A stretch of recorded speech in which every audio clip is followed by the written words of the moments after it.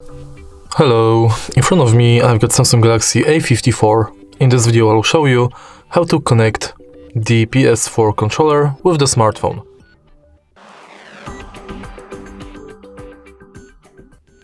In the beginning, let's enter pairing mode for the controller, and to do it you have to press simultaneously those two buttons. As you can see, the light is now flashing, which means the pairing mode for the controller is enabled. Now on your smartphone, let's enter Bluetooth settings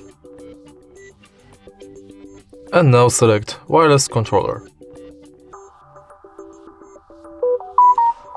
Confirm,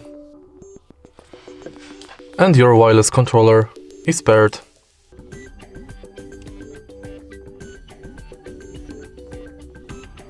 If you find this video helpful, please leave like, comment and subscribe.